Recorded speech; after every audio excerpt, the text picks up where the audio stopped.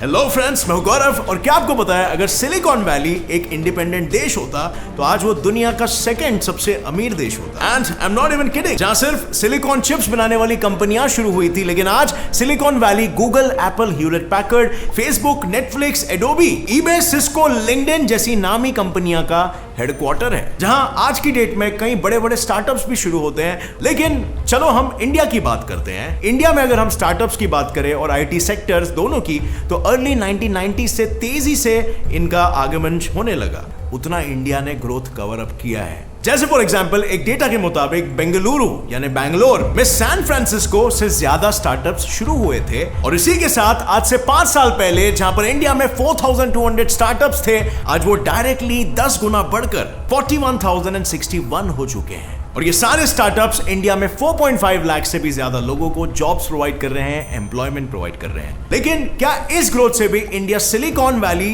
के 50 साल से चलते आ रहे नंबर 1 टाइटल को ब्रेक कर पाएगा? क्या इंडिया वाकई में द नेक्स्ट सिलिकॉन वैली बनते जा रहा है, जैसा हम न्यूज मीडिया में हमेशा सुनते रहते हैं? ये जानने के लिए बने रहना आज के इस वीडियो के अंत तक, और आगे कुछ ऐसे चौंका देने वाले फैक्ट्स मैं आपको बताने वाला हूं जिसे जानकर आप खुद भी शॉक हो जाओगे। सो या, without wasting any time, let's get on with today's video titled How India is Becoming the Next Silicon Valley.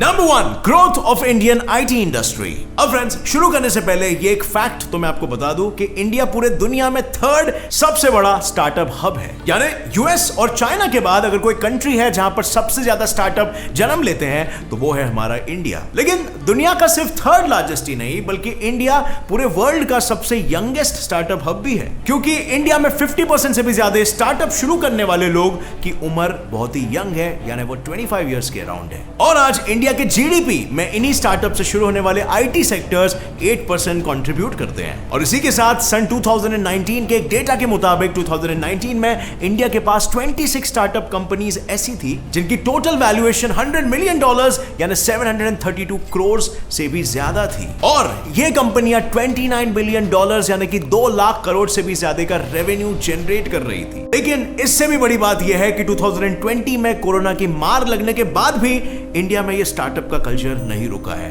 India के पास आज 2021 में 38 ऐसे स्टार्टअप्स हैं जिनकी वैल्यू $1 बिलियन यानी कि 7,000 करोड़ से भी ज्यादा है। और अगर हम टोटल नंबर ऑफ स्टार्टअप्स की बात करें तो 41,000 से भी ज्यादा स्टार्टअप्स आज इंडिया में मौजूद है, जो आंकड़ा सिर्फ 4 सालों में यानी 2025 तक 60,000 का नंबर क्रॉस करने वाला है। और टाइम्स ऑफ इंडिया की रिपोर्ट से मिले हुए ये डेटा के मुताबिक इन 60,000 स्टार्टअप्स में से 100 कंपनीज की वैल्यू 732 करोड़ रुपयों से ज्यादा होगी, यानी $100 मिलियन से भी ज्यादा वैल्यूएशन वाली कंपनीज। और फ्रेंड्स, इंडियन स्टार्टअप्स कितने क्रिएटिव और सक्सेसफुल होते हैं इसका सबसे बड़ा एग्जांपल आपको पॉलीगॉन क्रिप्टो करेंसी के फाउंडर्स जयंती कानानी, संदीप नेलवाल और अनुराग अर्जुन के स्टार्टअप को देखकर मिलेगा, जो आज की तारीख में एक Mumbai based crypto currency network startup चला रहे हैं और वर्ल्ड के बिलियनियर्स बन चुके हैं इतनी यंग एज में। मतलब जस्ट इमेजिन, 2017 में शुरू होने के बाद 2019 तक इस क्रिप्टो करेंसी की वैल्यू कुछ खास नहीं थी, और कुछ खास नहीं से मेरा मतलब है 0.2 रुपीस। लेकिन 2021 के आते ही इस क्रिप्टो करेंसी की वैल्यू 174 रुपीस पहुंच गई। और अगर आपने इस क्रिप्टो करेंसी को 2019 में खरीदा होता, 10 रुपए के अमाउंट से, तो आपको 50 ऐसे करेंसीज मिलते, जिन्हें अगर आप आज की तारीख में बेचते तो आपको वो 10 रुपए का 500 नहीं, 1000 नहीं, बल्कि 8,700 रुपए मिलते। एंड इतना रिटर्न ऑन इन्वेस्टमेंट आपको कहीं नहीं मिलता है। एंड बहुत सारे लोग, इवन इलॉन मस्क, ये कहते हैं कि आगे फ्यूचर क्रिप्टो करेंसी का ही है। और अगर आपके पास भी कुछ एक्स्ट्रा पैसा है जिसे आप फ्यूचर के लिए इन्वेस्ट करना चाहते हो, तो crypto currency is one of the interesting options you have. पर इसमें प्रॉब्लम सिर्फ यही होता है कि एक पूरा बिटकॉइन खरीदना बहुत सारे लोगों के लिए पॉसिबल नहीं हो पाता, क्योंकि इसकी वैल्यू इतनी ज्यादा हो चुकी है। बट मैं आपको एक ऐसा ऐप रेकमेंड करना चाहूंगा जिसे खुद पर्सनली मैं भी यूज करता हूं, और अभी एट दिस मोमेंट मेरे इन्वेस्टेड पैसे की वैल्यू थोड़ी कम हो गई है बिकॉज मार्केट डाउन है, और शायद इसीलिए ये आपके खरीदने के लिए भी इसको एक इंटरेस्टिंग ऑप्शन बना लेता है। सो जिस ऐप की मैं बात कर रहा हूं वो है CoinSwitch Kuber crypto currency exchange app. अब फ्रेंड्स, इस ऐप में इन्वेस्ट करने से पहले आपको उस पर्टिकुलर कंपनी के बारे में मालूम होना चाहिए। ऐसे ही नहीं कि आप किसी भी कंपनी पे पैसे लगा रहे हो, किसी भी क्रिप्टो करेंसी पे पैसे लगा रहे हो। हर क्रिप्टो करेंसी के पीछे एक टेक्नोलॉजी होती है जिसका आपको नॉलेज लेना चाहिए। आपके ट्रस्टेड एडवाइजर्स या फिर ऑथेंटिक ऑनलाइन रिसोर्सेज से। और जब अगर आप किसी सही क्रिप्टो करेंसी टेक्नोलॉजी में इन्वेस्ट करते हो तो उसका रेट आगे बढ़ने ही वाला है और आपको फायदा मिलेगा। सो इसलिए फ्रेंड्स, इसमें मेरी राय यह है कि आप लॉन्ग टर्म के हिसाब से सोचो और उतना ही पैसा डालो जो पैसा आप यूजुअली खर्च कर दोगे। वो पैसा आप इसमें इन्वेस्ट कर सकते हो और आपको बस पेशेंस रखना है। ये छोटे मोटे मार्केट फ्लक्चुएशंस पे मत जाओ। लॉन्ग टर्म के हिसाब से सोचो। अगर आपको टेक्नोलॉजी कन्विंसिंग लग रही है तो इसमें कुछ पैसे डाल के रख लो as a token that you believe in future, just like Elon Musk. क्योंकि इलॉन मस्क का फ्यूचर प्रेडिक्शन रॉन्ग नहीं गया है। And as you know, cryptocurrency एक सेंट्रलाइज्ड टोकन है जिसमें कोई भी गवर्नमेंट इंटरफेयर नहीं कर सकती और इसीलिए ये फ्यूचर बन सकता है। कॉइन स्विच कुबेर के साथ रजिस्टर करते ही आपको 50 रुपए का बिटकॉइन फ्री में मिलता है। सो ये आपके लिए एक अच्छी स्टार्ट हो सकती है। इसमें केवाईसी करवाओ जो सिर्फ जेन्युइन ऐप्स में ही होता है बाय द वे, और जितना भी पैसा आप इन्वेस्ट करते हो और अगर वो बढ़ता है तो आप उसे इजीली विड्रॉ भी कर सकते हो। इसमें किसी भी क्रिप्टो करेंसी में इन्वेस्ट करना इतना ईजी है जैसे कि आप ऑनलाइन शॉपिंग कर रहे हो या ऑनलाइन फूड मंगा रहे हो। सो इसीलिए अगर आप भी फ्यूचर में बिलीव करते हो मेरी तरह तो 50 रुपीज वर्थ का बिटकॉइन खरीद सकते हो और जितने भी आपके सेविंग्स है छोटे मोटे, आप धीरे धीरे करके उसे इन्वेस्ट कर सकते हो। हाँ, बट प्रॉपर नॉलेज निकालने के बाद उस पर्टिकुलर क्रिप्टो करेंसी के बारे में। So anyway friends, coming back to the topic, जैसे मैं कह रहा था, इंडिया के अलग अलग स्टार्टअप्स के साथ आईटी इंडस्ट्रीज इतनी डेवलप हो गई है कि अब इंडियन कंपनीज ही नहीं, इंटरनेशनल कंपनीज तक अपने कंपनीज की प्लानिंग और डेवलपमेंट के लिए इंडिया के पास आती है। और सिर्फ छोटी मोटी कंपनीज ही नहीं बल्कि 2020 में कोविड के बीच में माइक्रोसॉफ्ट ने यह अनाउंस किया था कि वो भी इंडिया में इन्वेस्ट करना चाहती है। और ये इस बात का साफ सबूत है कि आज माइक्रोसॉफ्ट और उसी के जैसे जायंट कंपनीज इंडिया के आईटी इंडस्ट्रीज का लोहा मानती है। और आज इंडिया में 1250 से ज्यादा ग्लोबल कंपनीज ने इंडिया में अपने ऑफिसेस सेट कर लिए। 500 से ज्यादा इंटरनेशनल कंपनी ने अपने आईटी सेंटर्स इंडिया में सेट कर लिए। और सिर्फ इंडिया के बेंगलुरु शहर में ही 700 से भी ज्यादा इंटरनेशनल कंपनीज के रिसर्च एंड डेवलपमेंट सेंटर्स खड़े हो चुके हैं, जिनमें by the way world renowned companies जैसे गूगल, एडोबी, आईबीएम, माइक्रोसॉफ्ट जैसी कंपनीज का नाम शामिल है। Number 2, skill development. अब फ्रेंड्स, हम जैसे जानते हैं कि बड़ी बड़ी कंपनीज लोगों को ट्रेन करने के जगह पे ऑलरेडी वैसे लोगों को लेती है जिनके पास एक्सपीरियंस हो, जो पहले से ही ऑलरेडी ट्रेंड हो। लेकिन क्या आपको यह पता है कि इंडिया हर साल अपने आईटी एम्प्लॉयज की ट्रेनिंग पर $1.6 बिलियन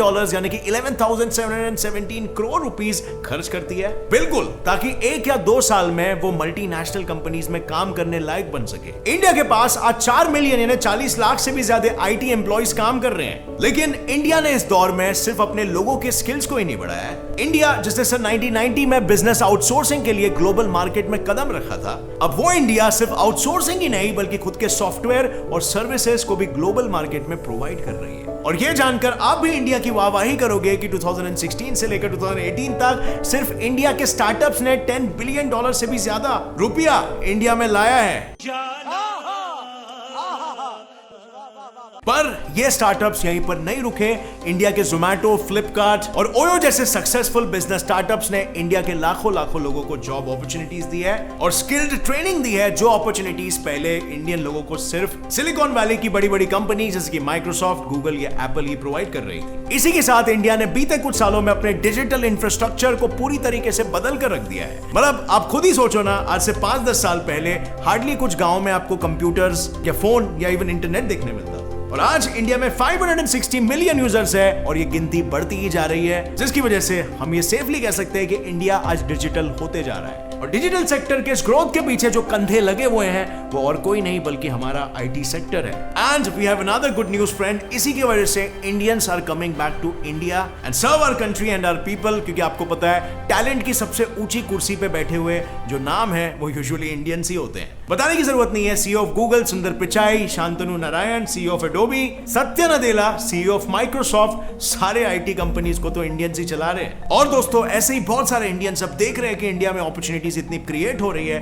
तो इंडिया को छोड़कर वापस लौट कर आ रहे हैं। फॉर एग्जांपल 2012 से लेकर 2017 तक 649 इंडियन साइंटिस्ट जो विदेश में सेटल्ड थे वो उस फॉरेन कंट्री को छोड़ के इंडिया वापस लौट आए हैं, जिनके इंडिया वापस लौटने की वजह इंडिया की तरक्की तो थी, लेकिन इसके साथ दूसरी वजह भी ये थी कि इंडिया का मार्केट ग्लोबली बढ़ते जा रहा है। इसका मतलब यह है कि यहाँ पर एक्सपेंशन की भी अपॉर्चुनिटीज काफी क्रिएट हो गई है। मतलब इंडिया की तरक्की in the startup field because करोड़ों की जनता है और उसके साथ इंडिया के सक्सेसफुल सीईओज जिन्होंने इंडिया लौट कर करोड़ों का बिजनेस एस्टैब्लिश कर दिया, जैसे फॉर एग्जांपल स्नैपडील.com। इसके फाउंडर और सीईओ कुणाल बहल ने एक वीजा के इशू के चलते 2008 में माइक्रोसॉफ्ट को छोड़ा और इंडिया लौटने का फैसला किया और इंडिया लौट के ही अपना एक नया स्टार्टअप खोला जिसे आज हम स्नैपडील.com के नाम से जानते हैं। और स्नैपडील.com आज Amazon जैसे जायंट्स को टक्कर दे रहा है and one of the top e-commerce websites है। इसी तरह राधिका अग्रवाल ने शॉपक्लूज को को-फाउंड किया, नवीन तिवारी ने इनमोबी स्टार्टअप बिल्ड किया और अलविंदर धेंडसा ने ग्रोफर्स को बिल्ड किया। और ऐसे इंडियंस हमारे आज के यूथ को भी मोटिवेट कर रहे हैं कि हमें इंडिया में रह के ही स्टार्टअप्स बिल्ड करना चाहिए और इंडिया को ही सर्व करना चाहिए और ये होते हुए आज हमें दिख भी रहा है। Number 3, Indian institutions and government support. अब फ्रेंड्स, आई बेट आपको ये नहीं पता होगा कि इंडिया दुनिया भर में 8th रैंक होल्डर है जिसके पास सबसे ज्यादा graduate from science and engineering है और इस गिनती के लिए इंडिया के 10,391 इंजीनियरिंग कॉलेजेस जिम्मेदार है और ये सारे colleges Indian council of technical education द्वारा अप्रूव्ड है और ये कॉलेजेस इंडिया के आईटी और ऐसे रिलेटेड सेक्टर्स को क्वालिफाइड ग्रेजुएट्स देते हैं और इंडिया इनकी गिनती भी अब बढ़ाना चाहता है ताकि ग्लोबल मार्केट में इंडिया आईटी का ट्रू पावर हाउस बन सके। इंडियन गवर्नमेंट बार बार ऐसे पॉलिसीज और स्कीम्स को लॉन्च करती रहती है जिससे फ्यूचर का जनरेशन ना सिर्फ आगे बढ़े बल्कि इंडिया को आगे बढ़ाने वाली स्टार्टअप्स और इंडस्ट्रीज भी खड़ी करे जो एम्प्लॉयमेंट देश को प्रोवाइड कर सके।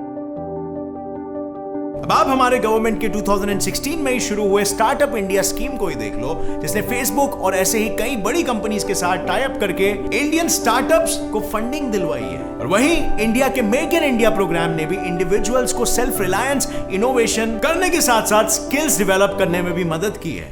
और अब इंडिया का डिजिटल इंडिया प्रोग्राम घर घर को डिजिटली एम्पावर करके डिजिटल इंडिया का हिस्सा बनाकर इंडिया की इकोनॉमिक ग्रोथ को बढ़ाने में लगा हुआ है। और बस हाल ही में मार्च 2021 में इंडिया ने $1 बिलियन की फंडिंग सेमीकंडक्टर कंपनीज को देने की बात की है और ये वही कंपनीज है जो वो सिलिकॉन चिप्स मैन्युफैक्चर करती है जिससे आपका सिलिकॉन वैली चालू हुआ था। जैसे आपको पता है फ्रेंड्स, ये सिलिकॉन चिप्स बड़ी ही काम की चीज होती है। ये लैपटॉप से मोबाइल, मोबाइल से कैमरा और कैमरा से गाड़ी हर जगह पर यूज होता है जिसकी वजह से इसका मार्केट कभी भी खत्म नहीं होने वाला है और ये लिटरली इंडिया के आईटी सेक्टर और दूसरे टेक्नोलॉजी से रिलेटेड सेक्टर्स को बूस्ट देने वाला है। और अगर फ्रेंड्स इंडिया ने अगर इन सेमीकंडक्टर चिप्स की मेकिंग चालू कर दी तो इंडिया जो आज दुनिया भर में सेकंड लार्जेस्ट फोन प्रोड्यूसर है वो इन फोन्स के लिए चिप्स को इंपोर्ट नहीं करेगा बल्कि खुद बनाने लगेगा जिससे उसके पैसे भी बचेंगे और पैसे बचने के साथ साथ इंडिया में एम्प्लॉयमेंट भी जनरेट होगा और कस्टमर्स के लिए मैन्युफैक्चर्ड प्रोडक्ट की प्राइसिंग भी कम होगी। और ये चीज सिर्फ मोबाइल इंडस्ट्री तक ही सीमित नहीं रहेगी बल्कि वो सारे सेक्टर्स जहां पर भी किसी भी प्रकार का चिप यूज होता है वो सारे गैजेट्स हमारे लिए भविष्य में चीप हो सकते हैं। Number 4, India's own silicon city. अब फ्रेंड्स, जिन लोगों को नहीं पता उन्हें जरा मैं बता दूं कि बेंगलुरु सिटी यानी बैंगलोर को ऑलरेडी इंडिया का सिलिकॉन सिटी मान लिया गया है और ये नाम रखा भी क्यों ना जाए क्योंकि इंडिया की 67,000 आईटी कंपनीज यहीं पर बैंगलोर में ही रजिस्टर्ड है। इतना ही नहीं, पूरे इंडिया के 40 से 50% सॉफ्टवेयर इंजीनियर्स कहां पर है? यस, बैंगलोर में। और सिर्फ सिलिकॉन सिटी क्या, बेंगलुरु के पास तो इंडिया के स्टार्टअप कैपिटल होने का भी टाइटल मौजूद है। बस 2015 में जिस बैंगलोर में बस सिर्फ 3 से 4 हजार स्टार्टअप थे वो 2018 में डायरेक्ट डबल होकर 7,200 से 7,700 के रेंज में आ गए। Oh my God! Wow! और इतना ही नहीं, आज 2021 में बैंगलोर में 13,000 से भी ज्यादा स्टार्टअप्स हैं। और पता है, इंडिया के 4 मिलियन एक्टिव आईटी एम्प्लॉइज कुल मिलाकर $137 बिलियन से भी ज्यादा मनी जनरेट कर रहे हैं। लेकिन इस $137 बिलियन का 40% यानी $54.8 बिलियन यानी 4 लाख करोड़ रुपया सिर्फ और सिर्फ बेंगलुरु से ही जनरेट हो रहा है। नहीं, मैं नहीं मानता। लेकिन अब इंडिया के दूसरे मेजर सिटीज जैसे दिल्ली, मुंबई, हैदराबाद, पुणे, वडोदरा, पटना और लखनऊ जैसे कई सारे नाम बिल्कुल बेंगलुरु के ही पद चिन्हों पर चल रहे हैं और मेजर हाईटेक सिटीज और स्टार्टअप हब्स बनते जा रहे हैं जिनसे न सिर्फ इन शहरों का बल्कि इनके स्टेट्स का और हमारे ओवरऑल इंडिया का भी ग्रोथ दिन ब दिन बढ़ते जा रहा है। इंडिया ने पिछले कुछ ही सालों में खुद को इतना ज्यादा ग्रो और डेवलप कर दिया है कि आज बड़े बड़े देश इंडिया से ज्यादा डेवलप्ड होने के बाद भी इंडिया के पीछे खड़े हैं और दुनिया को यह दिखा दिया है कि जो एंशिएंट टाइम से ही दुनिया में आयुर्वेद, सर्जरी, मैथ्स जैसे पाठ पढ़ाते आ रहा है वो आज भी दुनिया को कुछ नई चीज सिखाने वाला है। जैसे हमारे इन इंडियन स्टार्टअप्स और हमारे इंडियन आईटी टेक हब्स ने पिछले 30 सालों में from nothing to world's third largest hub बनकर सिखाया है, जिससे ये बात तो बिल्कुल पानी की तरह साफ है कि इंडिया नया सिलिकॉन वैली बनते जा रहा है। आज इंडिया के पास वो सभी रिसोर्सेस है जिससे इंडिया आगे बढ़ने के लिए तैयार है और शायद एक दिन हम इंडिया वाले सिलिकॉन वैली को पीछे छोड़कर अपने ही एक नए मुकाम पर पहुंच जाएंगे। अब इसको लेके फ्रेंड्स आपकी क्या राय है? आपकी जो भी राय है नीचे कमेंट सेक्शन में बिल्कुल शेयर करना हमारे साथ। और अगर इस वीडियो से कुछ भी नया जानने मिला तो एक लाइक जरूर ठोकना, अपने सभी फ्रेंड्स के साथ ये शेयर करो ताकि सभी को भारत के अचीवमेंट्स के बारे में मालूम पड़ सके। और अगर आप नए हो इस चैनल पर तो अभी सब्सक्राइब का बटन दबा दो और घंटा ऑन करके ऑल का ऑप्शन सिलेक्ट कर लेना ताकि आगे आने वाली ऐसी इंटरेस्टिंग और इन्फॉर्मेटिव वीडियो आप कभी भी ना मिस कर सको और अपने फ्रेंड्स से ज्ञान में आगे रह सको। As always friends, stay curious, keep learning and keep growing. Jai Hind.